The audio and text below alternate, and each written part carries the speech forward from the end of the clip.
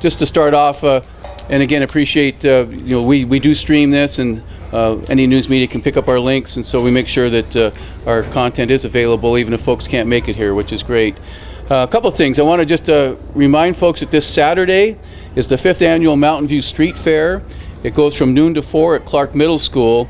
It's a great event. There's performances, dancing, food, entertainment, and really celebrates all things Mountain View, which is one of our emerging communities. It's been a number of years as Mountain View's made a really nice comeback with new housing, new energy.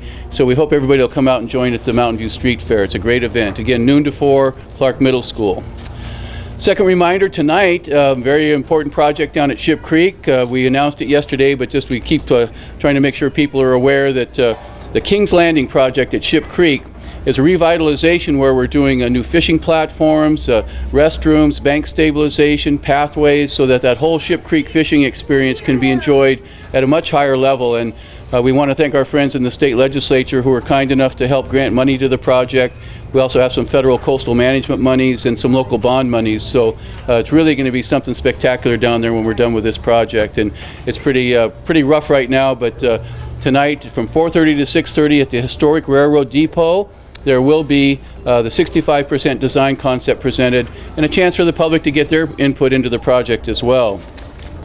But really the reason we're here today is we're proud to proclaim June 26th, Alaska Communications Summer of Heroes Day in Anchorage, Alaska. And we really encourage Anchorage residents to help celebrate this day by doing something big or small to make a difference in someone else's life. Now, what we do with the Summer of Heroes program is Alaska Communications and Boys and Girls Club work together to recognize 5 youth who are making a difference in their communities. And each hero receives a $1,500 scholarship and a trip to the Alaska State Fair for a recognition ceremony. So between the scholarship and a chance to be recognized with the many tens of thousands of people at the Alaska State Fair, really quite a significant award. We want to do this, the way the process works is we have nominations for these young heroes, and I think the age group, Heather, help me here, is from 6 to 18. And the nominations, I think, are due July 22nd, if I recall. So by July 22nd, if folks know of people in that age group that are making a difference in our community, you submit the nominations. And the nominations, I should have this on here, but how do they submit? Heather, come join me. Thank you, Mayor Sullivan, and thank you for your support of Boys and Girls Clubs and of the Summer of Heroes program. So people can submit nominations at any Boys and Girls Club location, at any Alaska Communications store, and online at alaskacommunications.com. Cool. Jennifer, come join us as well. Tell us about how Boys and Girls Club are involved in this wonderful project. Well, Boys and Girls Clubs is very grateful to Alaska Communications for this program. It's important to recognize youth who are doing great things in their community.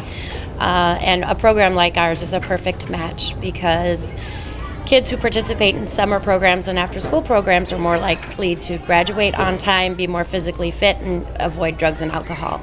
In fact, over half of our alumni said that the club saved their life at some point.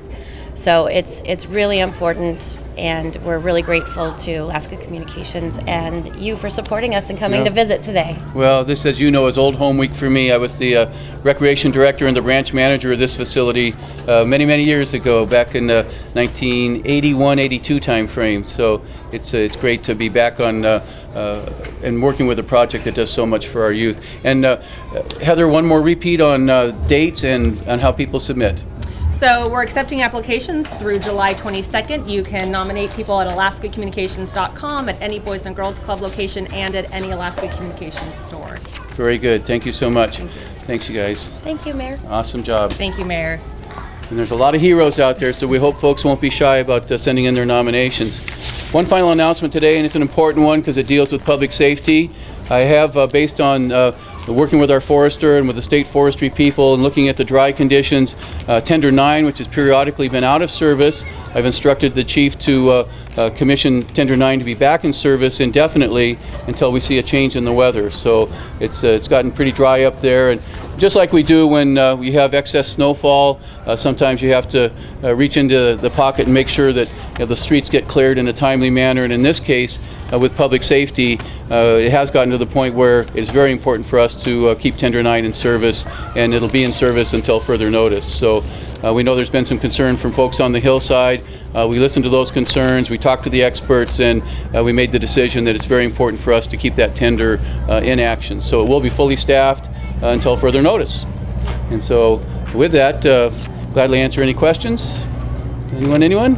Yeah, on Tender 9, is that money that was elsewhere and you shifted around, or is it new money that you put in the fire department budget, or how's that going? Well, it'll actually depend. There's enough money in their budget right now to cover these costs. And as the year progresses, we'll keep track of their actual spending versus their budget. And if it looks like because of this extra cost that they might go into deficit spending, we do then take money from reserves to make up the difference, because the budget does have to balance. So, but right now, if you look at their full year budget, we're only halfway through. They do have the ability to pick up the cost of Tender 9, and then, like I say, we'll track the actual expenses as we go forward. And if necessary, yes, we will ask the Assembly to approve dipping into the reserves to make up the difference. So is that a sort of like a discretionary decision that the chief made, that you sort of worked with him? Well, no, I made the decision. I instructed the chief that going forward, we will keep Tender 9 in service based on the conditions that we've observed. So. And on the Ship Creek project, do you know the split on the money, where that's coming from between state, federal, local? Yes, we received about $6 million from a state grant.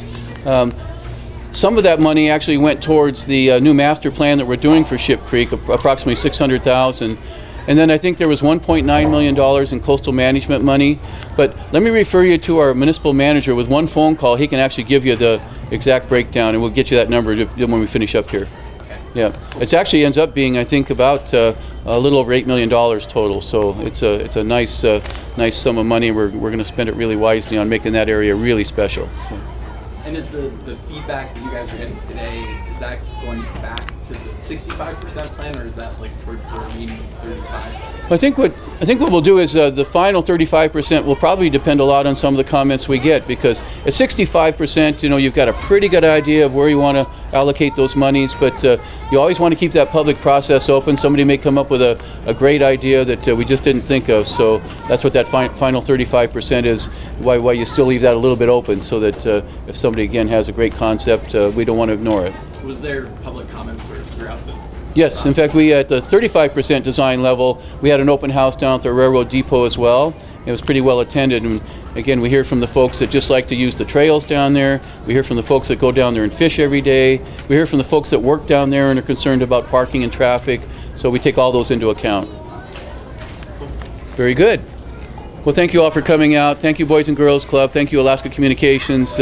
Great job by everybody. We look forward to, in a couple months, announcing just who those great heroes are. Thanks.